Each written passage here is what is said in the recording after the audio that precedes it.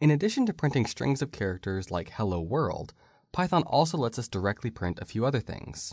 So let's trace through how this program runs.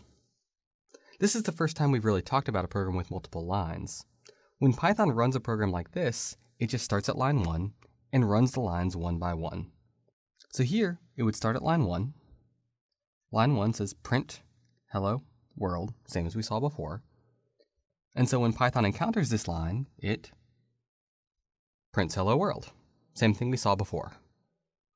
It then goes down to line 2, which says print 5. 5 is just a number, but Python can interpret 5 just as a number.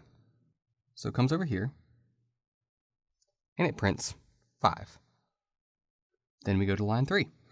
Line 3 says to print 5.1, which is a decimal number instead of an integer.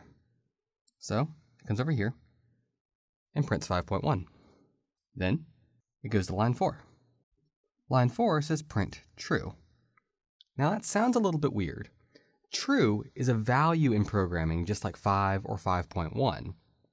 It's what we call a Boolean value.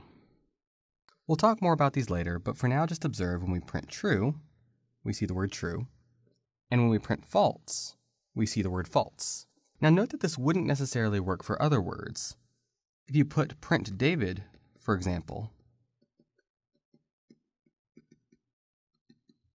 you would need to put it in those quotation marks, because David isn't a word that Python naturally understands. Python can understand numeric values like 5 and 5.1, and it can understand true and false. But other than that, most things that you print will need to be actual strings of characters marked by those quotation marks. If this is confusing right now, don't worry, it probably should be. So take this code and play around with it for a little while. See what you can put in the print statement and what you can't.